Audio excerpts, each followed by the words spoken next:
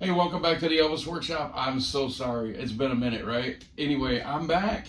Um, I had some stuff going on that I couldn't film, really. I'm going to show you a picture right here. The Elvis Workshop has been under construction, so welcome back to the Elvis Workshop. I'm sorry that it's taken so long. I've got so many emails and calls and texts and messages from people saying, where are you? What's been going on? So I've had a lot going on in the personal life, all good stuff. Well, mostly good stuff. I've missed making videos, but it's been under construction, as you can see. I've also added a little bit to it because occasionally I have what we call the After Dark videos, which is where I have guests in, and there's just not enough room in here. So out into the next room out here, we set up a table and have us a nice round table discussion. So I've kind of redone that room a little bit, and so here's how that looks now. So I've been busy. I've been doing stuff. I haven't given up on the channel. I've just been super busy doing things. And I just came back from Elvis Week, so I want to talk a little bit about Elvis Week, and then I want to talk about the Memphis box that just came out. I've got some previews here for upcoming videos, just a little bit of this and that, nothing really in particular. I've got some ideas on the table. I think you're going to like the roundtable video. It's going to be the first weekend of September, I believe, is when it's going to be. But I want to show you a couple things coming up. I haven't even had time to go over this yet. I haven't even opened this yet. I've got the Moody Blue that I haven't opened. By the way, my number on it is 1936. Missed that 1935 by 1. That would have been a cool hype sticker. This is when the FTDs first came out on LP. I didn't collect them because I didn't really listen to vinyl at the time as much as I do now. I did listen to vinyl, just not as much now. And so I actually passed on this one. This is the Elvis Country LP, hard to get. This is actually kind of heartbreaking. This is one of the hardest ones to get. I finally get it. And here at the Elvis Workshop at the house, we have some birds. And I put this on top of a bookcase with the intention of listening to it, and look what happened. The bird ate my sleeve. The vinyl's okay, so you can still listen to the vinyl, but can you believe that? This is so hard to get, and I hope that FTD reissues this one. I know this is one of like the first 4 or 5 that were released, and the bird ate my damn record sleeve. Less than thrilled, we'll just say that. Anyway, okay, so I've got some other things coming up. Look at this box set over here, American Sound Recordings. That's, I think, a 5 or 6 LP set. I've never even seen it before. So I've got my hands on one. I'm going to cover that in a future video. I just wanted to throw that up here just to kind of tease it a little bit. When I was in Memphis, I did pick up the Guitar Man box. I just got back a couple of days ago. I have not even had a chance to listen to it. I did open it and look through it. It looks a standard issue. Nice little booklet with a lot of stuff that's related to the time period that Elvis was recording these songs. I look forward to it. My one issue with these is that if you look on the back, you see it has the track listing here, and it's hard to see from there. I'll show a close-up of this, but man, it's just song after song after song, take after take, and I understand why they do it. I have no issue with that, but it can be sometimes a little taxing to sit down and just listen to the same take over and over and over and over of the song without it being mixed up a little bit. And for the casual fan, it really throws them off. People don't want to hear Just Call Me Lonesome over and over and over and over. They just don't, it's just not really in their wheelhouse. So I'll talk about that in a little bit, another video. So this one here, this is the Fire in Toledo. This comes out in pink and green vinyl. I think it's coming out, I heard it's coming out next month or maybe even the month after, but I have one now. So I'm going to open it in the video today. As you can see, it is still sealed. I chose the pink one. They had the green and the pink. I think that the pink would look cool. So I grabbed the pink one. So I'm going to open that now because I love when people don't like when I open my stuff. So I open it just to make them mad. So I'm doing this for you. So I listen to my stuff. I don't collect stuff just to throw it on the shelf, because when I die, the first thing that's going to happen is somebody's going to go, oh, what is this? And rip it open. So I'm enjoying my stuff while I'm here. So that's what I always do. So if I have something to open during a video, I love to do it. Because there's so many people that cringe when I do that, so I love that. And by the way, the After Dark video, I have one to open for that as well. I've got my super duper magic knife here, so we're going to open this up right now. Then we're going to get to the Memphis Week, and then we're going to get to the Memphis box set, or Elvis Week, and then we're going to get to the Memphis box set. It was very nice meeting everybody there. By the way, I was able to meet a lot of people that I didn't even know. John and Wes, and I saw friends of mine, Ian and Henrik and Andy, and just so many people. It was nice to meet people that watch the channel, and also to run into good friends of mine. So that was cool. Nice meeting the people that I met and that watch the channel and my good friends. So this is a gatefold. I'll show some closer, better photos instead of just holding this up to the camera. It has a 45 in here, which I'm going to pull out, and a CD. Oh, look at that. That's kind of cool. Look at that. I'll show a nice closer photo of that. And then in a slip right here is a CD. And for those that aren't aware, this was Elvis live in Toledo, Ohio, and a little bit of it was recorded, and it was recently discovered. It's 1956 in Toledo, Ohio, so it's not a complete concert by any stretch. It's just a couple of songs, but it's really cool to hear. It shows you can hear the hysteria of a 1956 Elvis concert. Really good stuff. All right. In full disclosure here, I have a little cheat sheet because I don't want to forget stuff, so I'm going to move it a little bit over here just so I can kind of keep up. I just don't want, there was so much has happened, I don't want to forget stuff, so I'm going to look down a little bit here and there. So Elvis Week, so Jerome Stump Monroe, who played the drums for the Sweet Inspirations, was invited to go to Elvis Week, and he likes to have me with him when he goes and does these things. I kind of help him out, and so I was also invited, so it was nice to be able to go, and he was invited to do the Conversations with Tom Brown. And that was so great. And the night before the Conversations, we were at the guest house, and I bumped into Tom, and we talked for a little while. And I gave him a couple of things that I thought would be interesting for Stump to talk about, and it turned out perfectly. So that went really great. So what I want to show you is a couple pictures backstage. We ran into Linda back there, took some photos. But during Stump's, after Stump left, Larry Strickland came up, and he talked about running into Stump, and they have not seen each other since the 1970s. And Larry talked about running into Stump at the elevator. Well, I actually took photos of this, so I'm going to show you some of that right now. So anybody that was there and saw that, this is the actual moment right here. We were going through the library. We were going through the lobby to the elevator, and I saw Larry, and I knew who he was. And I said, Larry, and he looked at me. I said, look, here's Stump right here. And Larry just said, Stump. They kind of looked at each other for a minute, and Stump says, Larry Strickland? Larry Strickland? And that was their first meeting in literally decades. And it was really cool for them to stand there and talk. And I tried to just stay out of the way and let them have their moment. It was really cool. But Larry talked about it during his portion and talked about how much that meant to him. And so I wanted to show you pictures from it. So this is actually when it happened, is right here. So that was excellent. That was really, really cool. You know, and speaking of the lobby at the hotel, I've been going to Graceland in Memphis since 1993. I know I'm new at this. But I've noticed that there's been a change in who's going. A lot of the old guard still goes, which is really great. People that actually saw Elvis in concert, knew him, worked with him. You still see them around, which is really awesome to be able to still have those people around. I spent some time with Sam Thompson, a very good friend of mine. I've known Sam for 2 decades. He's a great guy. And so it's cool to see them, but I've noticed a lot of younger people there, younger women specifically, and some younger men. Most of them are kind of the ETA ilk. But I wondered if it was because of the movie, the Elvis movie. I wondered if maybe people said, hey, Grandma's a big Elvis fan, let's take her out and let's go take her to the movie. And then they discovered Elvis while they were watching the movie. Said, wow, this guy, I got to know more about this guy. I've just noticed that there's been a huge change in who's there. And it was cool to see a much younger audience visiting Memphis during Elvis Week. That was really something that I took note of. So, and it was really nice to meet everybody. And we spent a lot of time hanging out in the lobby and at the guest house and seeing everybody. So it was nice. So if I didn't say your name, I apologize. I had a great time. It was a lot of fun meeting everybody, the fan groups and all the different people there. It was really cool. So the night we got there, there was a private event at Sun Studios, and we were also invited to that just to go check it out. And it was super cool to go into the studio in the evening. I've been in there before. I've actually rented Sun Studios twice. I'm not a musician, but I have friends that are. So I've rented it. Here's a picture of me. I'm on the right side there, sitting in the chair in the back. And I've rented it twice, and it's just a really special thing to be able to be in that studio in the evening and when it's set up to actually record.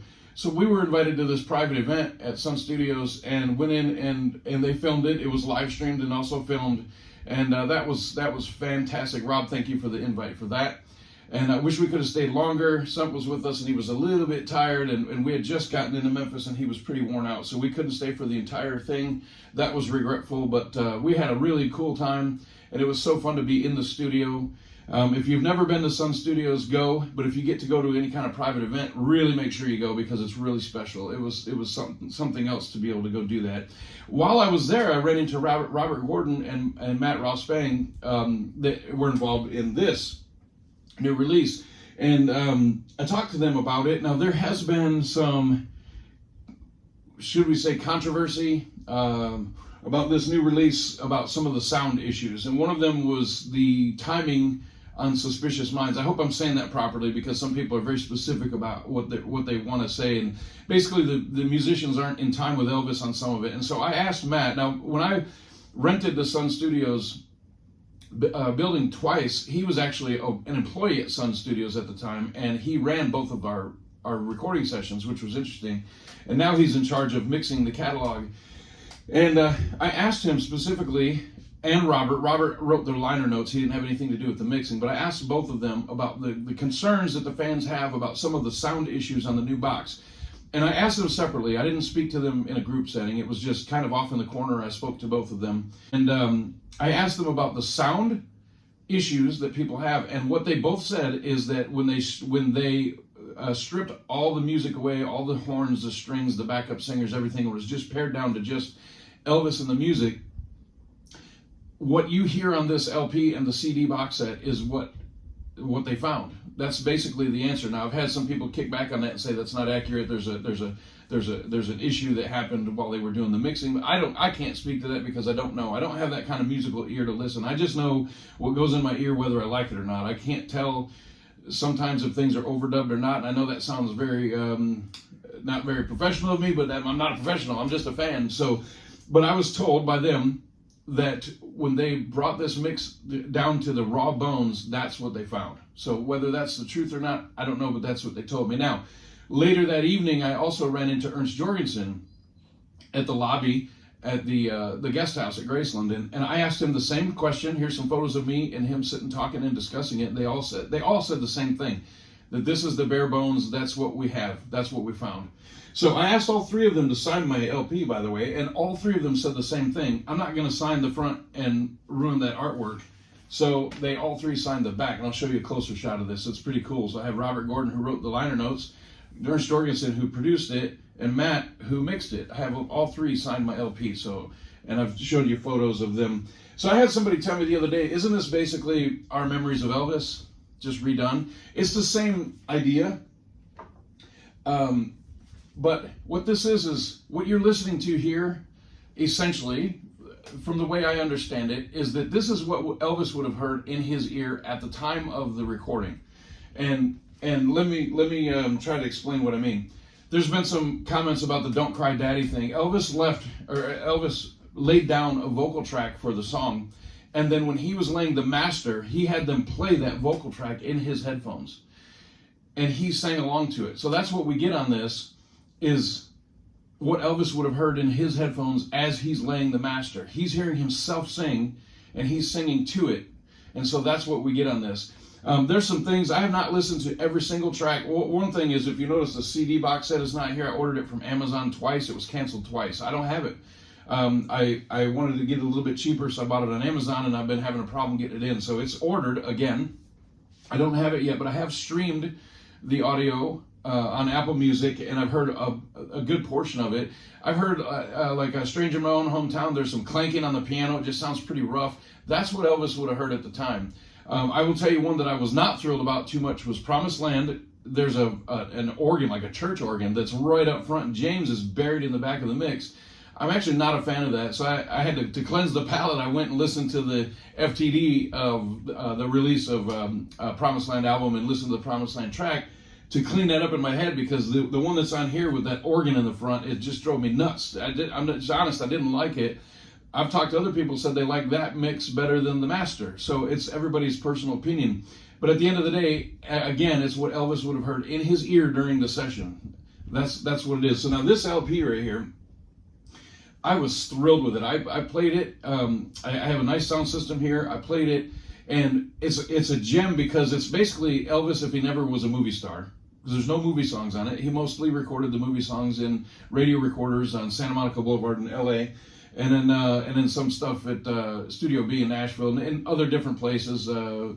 But the bulk of them being radio recorders. So this is no movie Elvis, which is interesting. And but to have 2 LPs and side one of the first one is Sun and the second is American Sound is great. And then you get stacks, get some funky music in there, followed with the Jungle Room sessions. Those two, that's a total winner to me. And I don't love the set list. I have to tell you, and I get flack every time I say this. I get flack. I'm just going to say it again. I can't stand the song Danny Boy. I know it's an old classic. It's a traditional song and all that. To me, it bores me to tears. This is the same guy that recorded Hound Dog and Don't Be Cruel. The masters of them are absolute masterful tracks. And now he's doing Danny Boy. And to me, it puts me to sleep. The vocals are good. The sound is great. But it's just not. There was other songs that I think would have been better on here. But this is a total winner. I have a picture of Ernst sitting with me. I'll show it to you here again. I think I showed it earlier in the video, but I'll show it again. Of Ernst looking at this photo of Beale Street. And he was just looking at the notes and reading it. And that was a pretty cool moment sitting with the actual producer while he's looking at my copy. I thought that was pretty cool. Anyway, so I'm sorry I haven't been here for a while. I've had all kinds of things going on. Mostly it was redoing the Elvis workshop area and getting the lounge outside going. I know it took months to get back. It's just, I've got other things going on in life every day. And here's what I kept thinking. I'll do a video tomorrow. And then tomorrow would come and something else would happen and I just wouldn't make it. So I actually planned a video the day before Elvis Week, and that didn't happen. And then before you knew it, I was on the plane, and then I came back. So I know that everybody has been asking, where are the videos? What's going on? And it's really nothing, just life, to be honest with you. And then the mad crush of product here in the Elvis workshop, and I literally couldn't get in this room. I opened the door, I could look in, and then I would just shut the door and go, I'll deal with it tomorrow. So I finally got the bookcase set up. I moved all the records out of the cases and into the bookcases you can see in the photo. And I've cleared it out in here a little bit more, and I've got some more room. But I've got some exciting videos coming up. I've got the Elvis at Sun stereo mixes I want to talk about. And I've got this box set over here. I'm going to do a little bit on this. But I just wanted to get back in here and talk about how Elvis Week went and talk about this box set. I had so much fun in Memphis. It was so nice to meet everybody. It was so nice to see everybody, longtime friends. And glad to be back making videos, and so here we are. So if you're asking, would I buy this if I were you? The CD box set is, I love the artwork, by the way, in both. It's funny, Elvis Memphis, and they use a picture of Elvis in 1969 in Las Vegas, here where I'm at, for the cover. Not exactly Memphis. They could have picked a Memphis photo, a little nitpicky, but the artwork is great. But would I buy it? I would definitely buy this one. Even though I don't really love all of the set list or the track listing. The box set might be a little bit more for the hardcore fans. I don't know that this is necessarily a general public release because some of the songs sound a little bit dry without the backup singers and the horns and stuff. So, but it is a general release, so it's out there now. But if you were to pick one of the two, I would say lean towards the LP. If you're going to pick both, if it's a yes or no, I would say yes. Support the product. That way we get more stuff. So pick them up. There's going to be complaints on every issue, on every release. There's always something that somebody doesn't like. So is it worth buying? Yes. Is it worth passing up on? If you're not a hardcore fan, yeah, I guess. But to me, it was worth picking up. I sat and listened to this thing and had a blast. It was right before bed, and I thought, man, I can't go to bed before I finish this. And I still had another 1 side and a half to listen to, and I sat up and listened to the whole thing. It was that good. So go pick it up. Why not? It's not going to hurt to pick it up, and you can miss out on it, but I would say pick it up. So I'm a little rusty. Bear with me. It's been a while. So I will be back in another week and a half, maybe another video before that. But in the next week and a half, I'm going to have some company. We're going to have the Elvis After Dark, or the Elvis Workshop After Dark video coming up. It's already been pre-planned. We're going to discuss this again a little bit, and we're going to talk about the Camden releases because it had a lot to do with all of us becoming fans. So that's the subject matter, kind of. We're going to stick to those two things. So this box set and the Camden releases. So we're going to go over a bunch of stuff. It'll be fun. I look forward to you watching. Thanks again for watching. I appreciate every viewer, everybody that sends me a message. I always message back. I appreciate you watching. So thank you so much. Thank you. I really appreciate you watching. And stupid bird. I'm gonna take that little bird and go with his head. Anyway, I hope you enjoyed the video. Thank you for watching my channel. And if you don't like the video, then you ain't nothing but a hound dog. I don't know what to tell you. Come on, man. It's just fun, right? We're just Elvis fans having fun. So enjoy it. Enjoy the product. Go buy it. And if you don't like it, it's because you ain't nothing but a hound dog. We'll see you next time.